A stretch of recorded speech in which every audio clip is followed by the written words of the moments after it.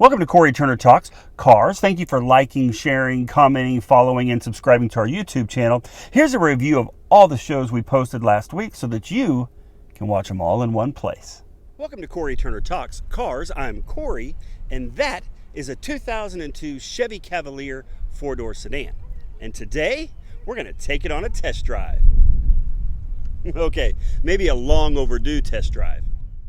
This is a real daily driven Cavalier, and I'm excited about that. Showroom quality, barely driven cars are great. I love seeing them. I love reviewing them. But I love this too. I like getting to take a look at cars that serve the purpose of their design, that have the miles, that have the wear, they have the tear, well, and I say the patina. This 2002 Chevy Cavalier is the third generation of the Chevy Cavalier, which leads us to our first trivia question. In what year did the third generation of the Chevy Cavalier debut? Was it A, 2000, was it B, 1995, or was it C, 2002? Do you know the answer?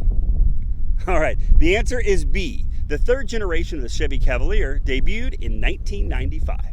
It was way more aerodynamic than the second generation Cavalier it replaced. Its rounded edges and curvy lines made it more efficient. Now, keeping in mind that this is a base model economy sedan from 2002, I think it has a nice shape. I don't look at it and say, wow, that's old. There's only one design element that makes me chuckle, and that's right here at the roofline where it meets the rear glass. They needed to do something to bring these elements together, so what they do? They just put a patch over it on both sides. Kind of the equivalent of automotive duct tape. Before we look inside the Chevy Cavalier, let's try trivia question number 2. Which engine came standard with the 2002 Chevy Cavalier? Was it A, a 2.2-liter pushrod 4? Was it B, a 2.4-liter dual overhead cam 4? Or was it C, a 3.1-liter V6? Do you know the answer? All right, the answer is A. The 2002 Chevy Cavalier came standard with a 2.2-liter pushrod 4.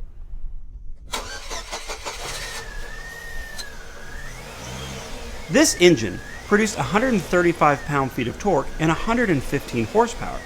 Combine that with slick styling, and the sedan could average around 24 miles per gallon. Now, you aren't going to win any drag races in this silver bullet, but for what it was sufficient, and it got the job done. Remember, this was a basic entry-level sedan, and this engine was designed to get you to work or class and back home. Graded on that, this engine was fine.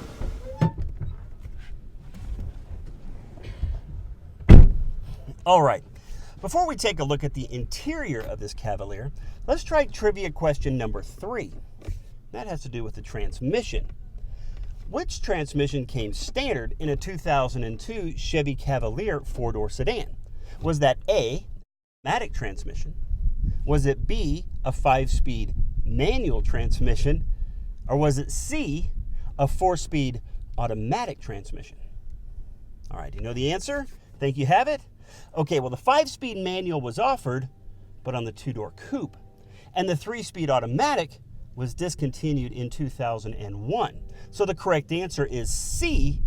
The 2002 Chevy Cavalier four-door sedan came standard with a 4-speed automatic transmission. So remember, this is an entry-level economy car. We're talking about manual locks, manual windows, which are so retro they're cool, right? Also, there was no power mirrors. You had to grab this little lever and do it. And in fact, on the other side, there wasn't one, so your buddy was going to have to help you with that one. The plastics in this, maybe not the most expensive. There's a big crack in the dash, just so they tried to fix it with duct tape there. Overall, the dash is in pretty good shape. There's the passenger side as well. Like I say, no mirror adjustment. It did have a CD player, which was actually really cool. So you got the controls there for the CD player. And the air conditioning system is pretty straightforward as far as climate control, fan speed, temperature, and kind of mode and where you wanted to place it. The instrument cluster on this car is pretty straightforward, which brings us to trivia question number 4. According to the dash, how fast can the 2002 Chevy Cavalier four-door sedan go? Is it A, 85 miles per hour? Is it B, 100 miles per hour? Or is it C, 110 miles per hour? All right, do you know the answer? Okay, well, I've had this bad boy up to about 60 miles per hour on the freeway, and that was okay, a little shaky, and I know it's 17 years old, but the answer is C, 110 miles per hour, which that is really fast in this car. The interior of the 2002 Chevy Cavalier is surprisingly roomy. I'm 6'2", but I had plenty of leg room and plenty of headroom. For an economy car that isn't shaped like a box, but instead has some aerodynamic styling, the Cavalier has a spacious interior. The windows are large, visibility is good, and the driver location is nice and high. The seats are cloth, sturdy cloth, and provide a very firm feel. These aren't soft bucket seats, and I can imagine a long road trip would leave you sore.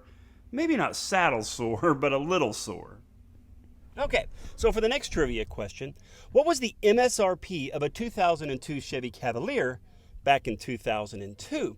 Was it A, $18,955, B, $16,299, or C, $13,960? Know the answer? All right, the answer is C, $13,960. All right, so it's time for trivia question number 5, and that has to do with the trunk. What is the size of this trunk? Is it A, 11.6 cubic feet? Is it 15.7 cubic feet? Or is it C, 13.6 cubic feet? Know the answer? Okay, the 2002 Chevy Cavalier 4-door sedan had C, 13.6 cubic feet of space in the trunk.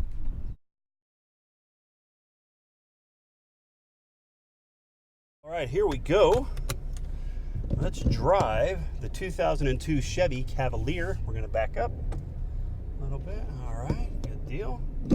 This is a, 4-speed automatic transmission. It's the 2.2 liter pushrod 4. So we're not gonna be winning any races with it. Now, I'm not a race car driver. I wanted to be when I was younger, except I get motion sickness in the heat. So in the fumes, that wasn't so good, right? Overall, driving the Cavalier is nice. Like I said, it's not a race car. It's not going to win any drag races. You're not going to go crazy fast in it.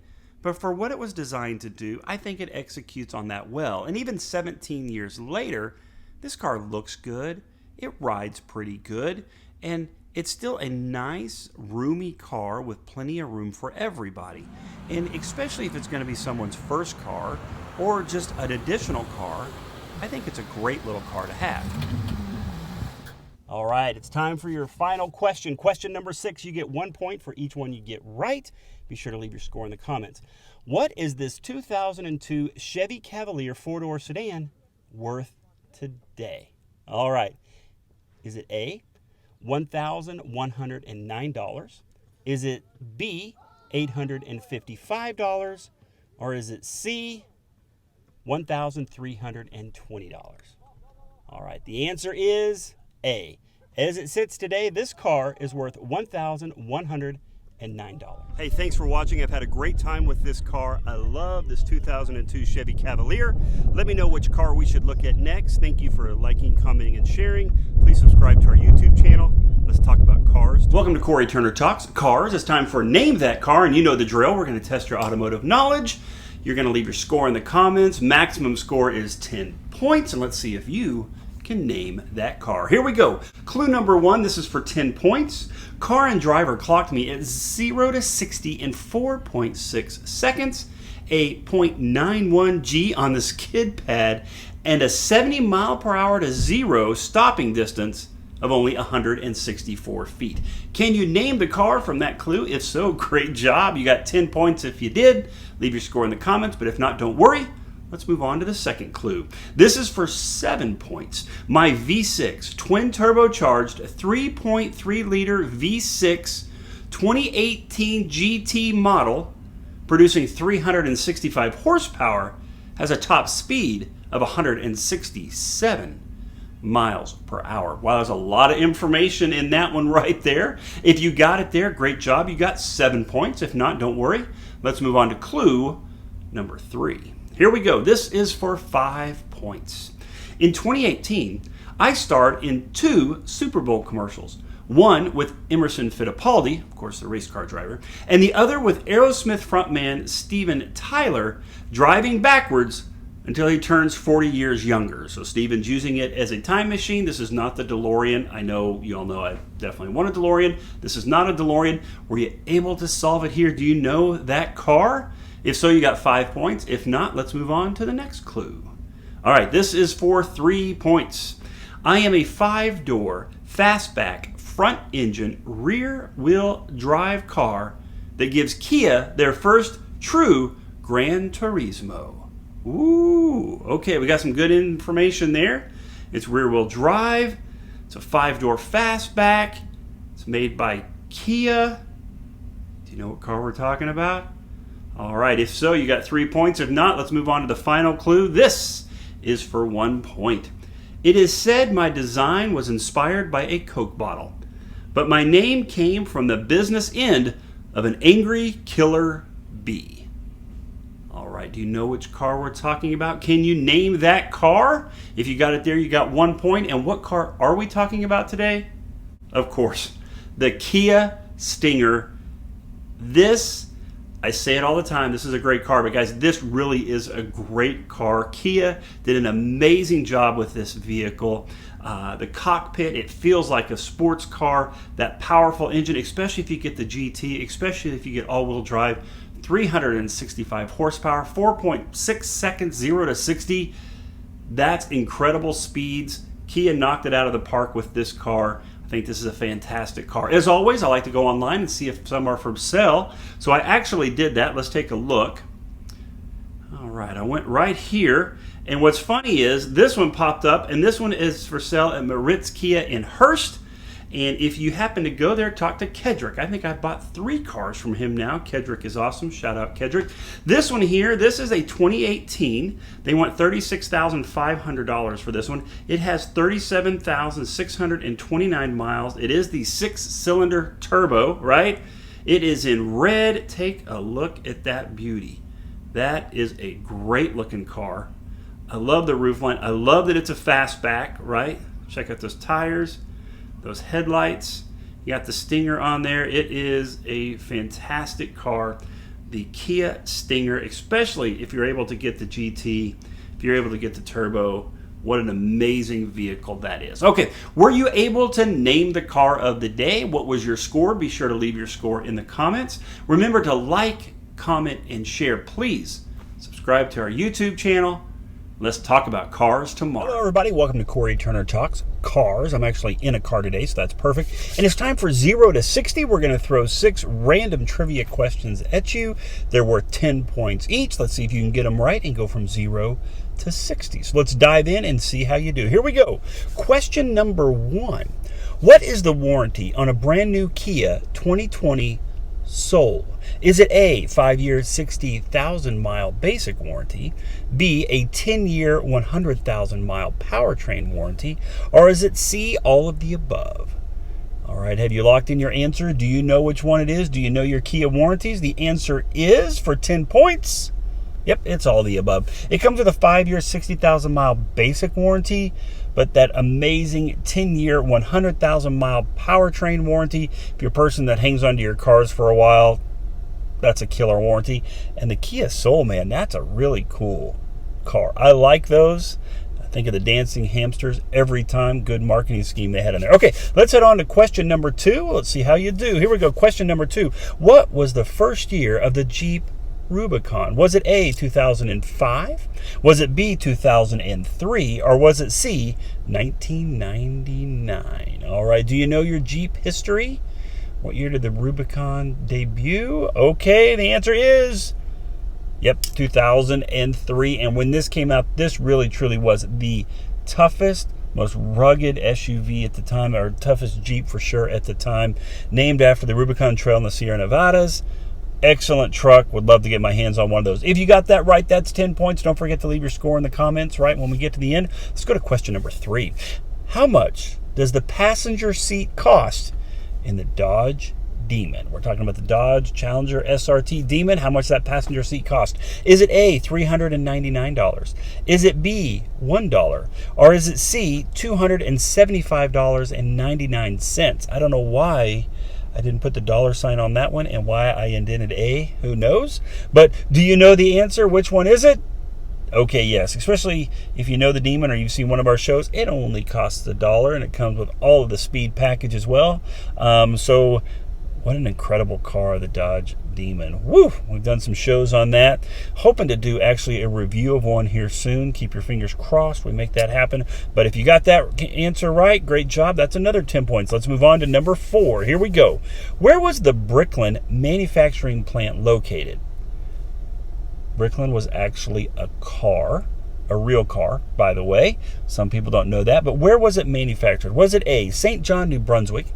Was it B, Detroit, Michigan? Or was it C, Belfast, Northern Ireland? All right, what do you think? All right, locked in your answer? Okay, well, Belfast, Northern Ireland, that's where the DeLorean was manufactured. Detroit, Michigan, of course. We know what Detroit, Michigan. But the true answer in this one is A. It is St. John, New Brunswick. That's Canada, by the way. This is a real car. It is not a fiberglass car put over a VW body. I've heard people say that. This truly was a real car. It was a ceramic car. Tons of manufacturing issues.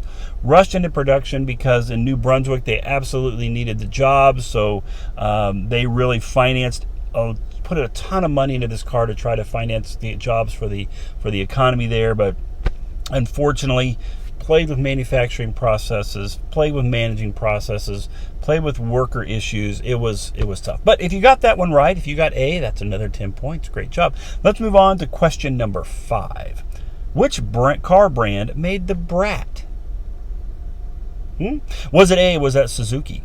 Was it B, Subaru? Or was it C, Daewoo? Who made the Brat? Do you know who made the Brat? Of course, that is Subaru. It was the Subaru Brat. I actually had a family member, an aunt that drove one of these cars, had one of these cars. What's crazy, this one's really fancy. It's got like a sunroof and stuff on it. But in the back, you can kind of see the headrest. There are seats in the back, like these jump seats that had these handlebars that came up and you hung on. And I'd have to say that was probably a pretty scary trip in the back of a Brat. But if you got that right, you got 10 points. Great job. Here we go. It's time for our final question. True or false? The Ford Edsel is named after Henry Ford's grandson. Do you know that? All right. True or false? The answer is, okay, that's actually false. The Ford Edsel is named after Henry Ford's son. And from what I understand, Henry Ford II was not thrilled about that. Of course, the Edsel, it was the wrong car at the wrong time. Its identity, where did it fit in the Ford, Mercury, Lincoln? It was kind of a mess. It had some great innovation to it, but unfortunately, if something went wrong, you pulled an Edsel. So sadly, I'm sure Edsel Ford loved that, right? It did have a very weird front grille area. Check that out. Some people call it like the horse collar kind of thing. But anyway, if you got that right, you got another 10 points. So, how did you do today? Did you go 0 to 60?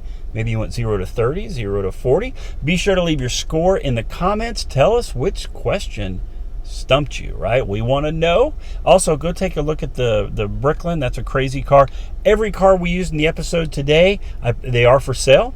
I think the Subaru's not, which is kind of funny. It's on a website called like Bring a Trailer, I think is what it's called, which I think that's classic. That's awesome. But I put the links to the description. I put the links in the description for each one of those cars that are for sale. So be sure to go check those out. If you buy one, let me know. That would be really cool. If you have one of those cars, that's cool too. Send me some pictures.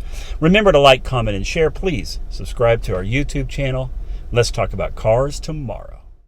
Hello everybody, welcome to Cory Turner Talks Cars, and it's time for Caught in the Wild. Now, I follow a lot of you that go out there and take pictures of some amazing cars. Buick.Lacrosse found a great Saab in a parking garage just the other day. So if you're out there doing that, be sure to tag me in those pictures. I want to see them, and I'll give you a shout out on the show. But today I was leaving Fort Worth, and I left way too late, so the traffic was stupid, and I was having to go through some downtown streets, and I came across a car. And what car did I come across? It was this, a first generation Acura NSX. Now this is a car that is beautiful from every angle. I love these cars. I get to see these from time to time. I even have one of them right here, right? This one's in white.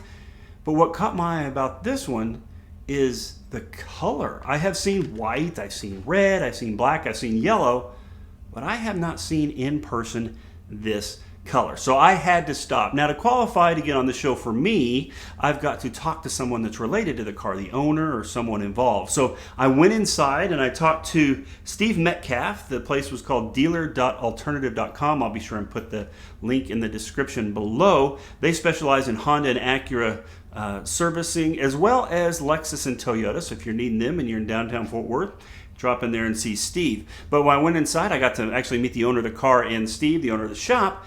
And they said this is a special car because as best they can tell, this is only one of 9 examples that's in this color. Now, I know that Acura made the Monte Carlo Pearl Blue, which would have been the B66P, I believe, color code. And they also had a Monaco Pearl Blue as well. So I have not seen this color blue, so I had to stop and take the picture. If you look at this, I mean, it matched my shirt. What a perfect day this was. So I got to take some pictures of this amazing car. From every angle, this car is fantastic. This was Honda taking their racing heritage, taking on the Italian supercars, and making a car that was reliable, that was exotic, and was a daily driver. You could drive this car every day and have the reliability of knowing that this car is going to hold up, and they have. And they still look amazing. The new Acura NSX, don't get me wrong, that's an amazing car. That's an amazing hybrid supercar. But there is something special and amazing about the first generation Acura NSX. I absolutely love them. So that was my find of the day. What have you found today? Like I said, if you're out there taking pictures of amazing cars, be sure to tag me in them. I want to see them. Remember to like, comment, and share. Thank you for subscribing to our YouTube channel. Let's talk about cars tomorrow. Hello, everybody. Welcome to Cory Turner Talks Cars. It's time for Picture That Car. We're going to test your knowledge to see if you can name the car just by looking at the picture. But first, let me give a shout out to all of my friends in Oviedo, which is located in northern Spain. They have an amazing football club there, Real Oviedo.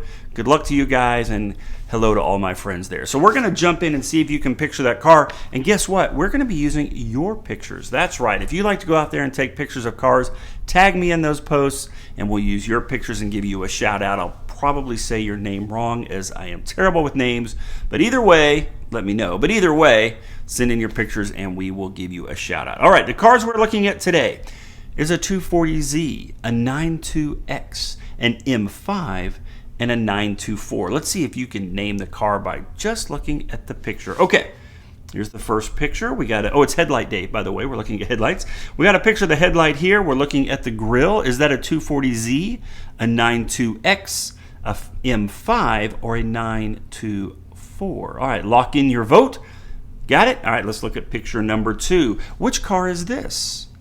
Looks like it might be a little bit older. That headlight's a little fogged up, right? It's a black car. We get to see a little bit of the grille. Is that a 240Z, a 92X, an M5, or a 924? All right, let's look at picture number 3. Oh, pop-up headlights. I love pop-up headlights. I know that's like super 90s. But anyway, I think they are cool. So we know we're looking at an older car here. Is that a 240Z, a 92X, an M5, or a 924? All right, you locked it in. All right, let's look at the last picture. Is that a 240Z, a 92X, an M5, or a 924? I think that is a very recognizable headlight. That's probably an easy one. We need to have an easy one in this. So which car is that? Lock in your vote. Have you got them? You got all 4 of your selections done. Remember, you're going to get 1 point for each one you get right. Be sure to leave your score in the comments. All right, let's see how you did. Okay, here was the first picture. Which car did you think that was? Oh, yeah. That is a BMW M5. Wow. What a car. What a sedan right there. Good looking car. That came to us by way of Antonio Liv Diaz. Big shout out to you. Thank you so much for tagging me in that post. Let me see that beautiful M5. Great job. All right. So if you got that right, you got 1 point. Congratulations. Here we go. This car right here. Do you know which car that is? Oh yeah, that is the Saab 92X, and it's actually a wagon. So if you want to see more of that one, be sure to check out at Buick.lacrosse on Instagram. Great car there. If you got that one right, another point. Great job. Let's move on to picture number 3. Pop-up headlights. Which car is that? I actually took this picture. That is the Porsche 924. I don't know what's happening at the bottom. Are those fog lights? I am not sure what's going on there. I'm hoping those aren't to replace the headlights. Hopefully the headlights still work. I was driving along, saw this Porsche at a used car dealer on the side of the road, pulled over, but they were shut down. It was too late and it had locked already closed for the day. But anyway, there's a nice Porsche 924. If you got that one right, good job. You got another point. Let's look at the last one. Which car is this? No surprise. That is an incredible Datsun 240Z. Love those cars. I love that color too, right? This one came to us on Instagram at Dean Slinger. Be sure to check out their Instagram. They post some really great cars. They tagged me in this Datsun right here, and I think that is great, and I love that color. So that is it. So how did you do today? How many did you get right? You get 1 point for each one you get right. Put your score in the comments. If you're out there taking pictures of some cool cars, be sure to tag me in it. We'll give you a shout out on the show. Hopefully I come at least close to pronouncing your name correctly. Let me know if I didn't. Either way, that's totally fine. But remember to like, comment, and share. Get involved with the show. Thank you for all of those of you that are doing that. We are having a great time. Please subscribe to our YouTube channel. We're growing because of you, and we're having a great time. So take pictures of cars, tag me in it. Let's talk about cars tomorrow. Welcome to Cory Turner Talks Cars. I'm Cory, and that is a 1997 Jeep Cherokee. And I finally get to take one for a test drive. The Jeep Cherokee, or the XJ, debuted in 1984 and provided Jeep fans with a smaller SUV with seating for up to 5 with a choice of a 5-door or a 3-door body style. All right, so that brings us to our first trivia question. The Jeep Cherokee was the first what? Is it A, unibody SUV? Is it B, the first 4-door Jeep SUV? Or is it C, the first Jeep to be offered with 2-wheel drive? Do you know the answer? Well, the Wagoneer predated the Cherokee, and it had 4 doors. And although this was the first Jeep to be offered with 2-wheel drive in over 16 years, it wasn't the very first. So the answer is A. The Jeep Cherokee was the first unibody SUV, which technically makes it a crossover. The Cherokee was Jeep's small-sized SUV, but it didn't lose its rugged off-road heritage. The square lines, sharp angles, and distinctive Jeep grille gave the Cherokee a strong, muscular, and I say mean appearance. It is the body style and shape that has always drawn me to the XJ. I love this design. So the Jeep Cherokee is not a tall SUV. I'm 6'2", so you get an idea of how tall it is, and that's totally fine. It doesn't matter. But one thing you do want to keep in mind is when you pop this bad boy right here, it has a very low overhang. So I think the bleeding has stopped, but I have seriously knocked myself on it twice. So when you're putting stuff in the back, you want to go into helicopter protocol and stay very low. All right, that's a great looking Jeep right there. Before we go under the hood, let's try trivia question number 2. This 4.0 liter inline 6 was called bulletproof because of its reliability. And if it did break down, it was very straightforward and easy to fix. But it was also powerful. As a matter of fact, it was about the most powerful engine in its class at the time. So, how much horsepower did this inline 6 produce? Was it A, 160 horsepower? Was it B, 175 horsepower?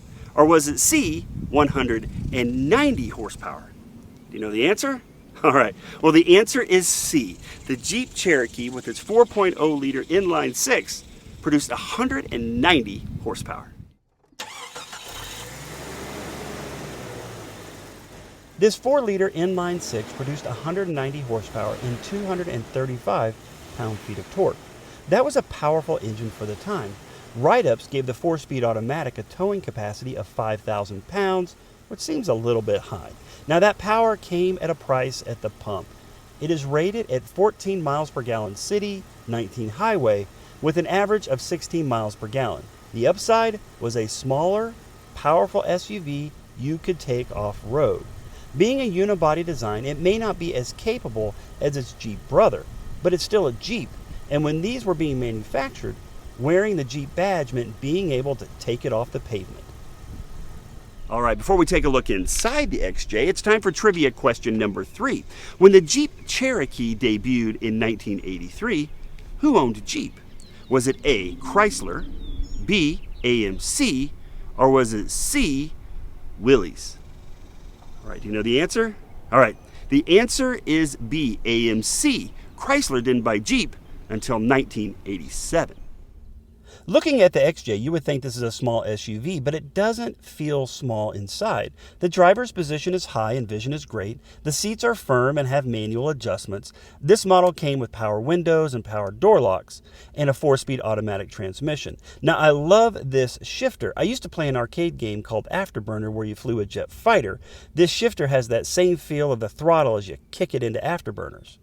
The instrument cluster is very straightforward. You've got your tach, you've got your miles per hour, oil pressure, engine temperature, fuel gauge, voltmeter, everything is right there. In the center console, you have, of course, your AC and heating vents, and then you got your radio. You got your controls for your climate control. They're all dials. It's fan speed, mode, temperature. Below that, you've got the rear defroster. If you need to wash your windows, you've got that there. And then also, you've got 2 power outlets. You've got the cigarette lighter as well as a power outlet. The back seat is comfortable, but if you're sitting 3 adults across the back, it is a little bit cozy, but it does give you true seating for 5. There's not a lot of creature comforts for your rear seat passengers. Legroom is a little bit tight, but this was a groundbreaking SUV that launched in 1983. So it's hard to compare it to the many options and features we've come used to today. All right, so the back door of the Jeep Cherokee is a little bit small. It's a little bit snug, but once you figure out how to get it in and out, it's really not that bad. Now, one thing that is really cool is this right here. This back glass rolls all the way down. Now, you don't get that in a lot of SUVs or crossovers or cars, right? Because they have to accommodate for the rear wheel. And Jeep did that by adding this right here, this fixed piece of glass, and allowing this to roll all the way down, which is super cool. So you've got seating for 5, you got rear windows that roll down. It's no wonder this car sold a lot, but how many did it sell? So for trivia question number 4, how many Jeep Cherokees were sold? Is it 1.5 million? Is it B, 2.8 million? Or is it C, 3.2 million? All right, do you know the answer? Okay, well, the answer is B, 2.8 million Jeep Cherokees were sold. All right, without the spare tire, there's a lot of room back here in the cargo area. The rear seat does fold down flat to give you even more area. And of course, the spare tire would fit snugly right up here along the left side. But even with that, there's still a fair amount of space for cargo. All right, now this one doesn't have the original radio. How do I know that? Well, 1, it's a Kenwood. And 2, I have the original right here. Check it out, it was a tape deck. They're changing out. I'm sure they're wanting auxiliary Bluetooth and all that. So anyway, that leads us on to trivia question number 5. In 1983, what was the base price, what was the MSRP for a Jeep Cherokee? Was it A, $7,996? Was it B, $10,663? Or was it C, $12,989? Do you know the answer? All right, now this may surprise you, but the base price for the Jeep Cherokee, the XJ, was B, $10,663, which honestly was a great deal because in today's money, that's just a little bit over $26,000. All right, it is time to drive the Jeep Cherokee, the classic, the XJ. As often happens when I'm filming, people come up and say hi, and had a gentleman come up today. He said hello. He was really cool, and like me, he loves the XJ. As a matter of fact, he's owned a few of them. He's worked on this incredible engine. Said yes, when they do break down, they're pretty easy to fix. And he was like me. This is the body style. This is the killer body style, the boxy, the square, that muscular look.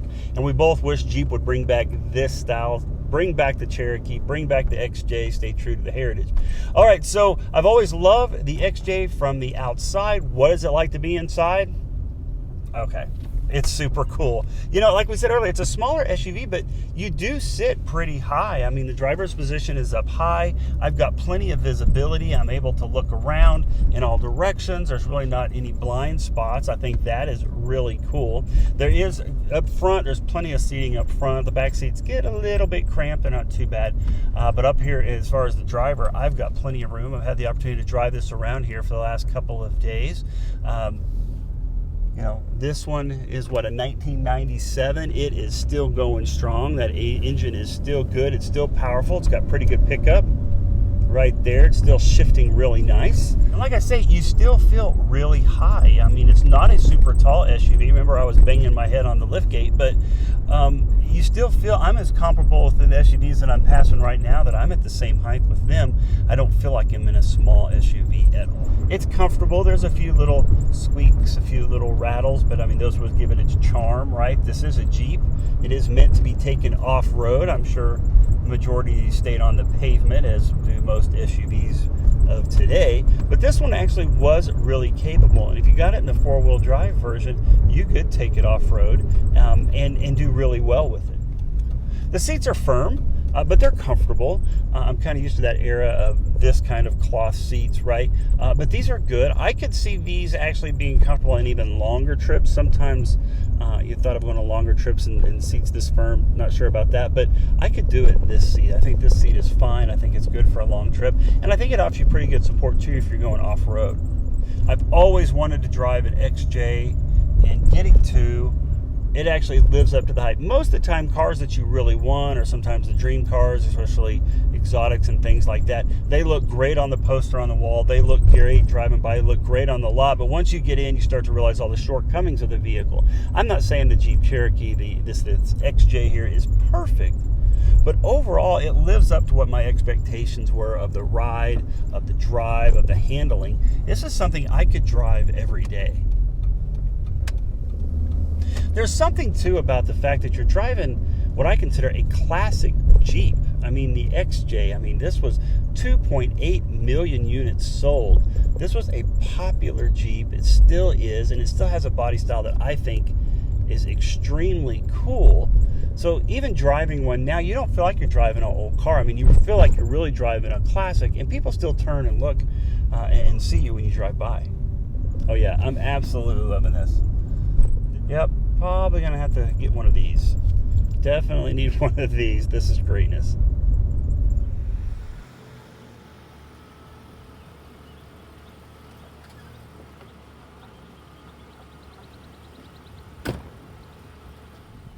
I have to admit, I love the Jeep Cherokee, the XJ, right? It's boxy, muscular shape. And I know in today's crowded market of curvy SUVs and crossovers, it may look old, but it is awesome. And before today, I always wanted one, but now I have to have one.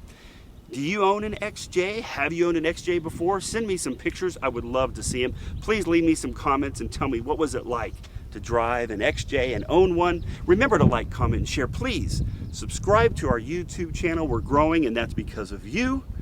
Let's talk about cars tomorrow. Thanks for watching, liking, commenting, sharing, following, and subscribing to our YouTube channel. Let's talk about cars tomorrow.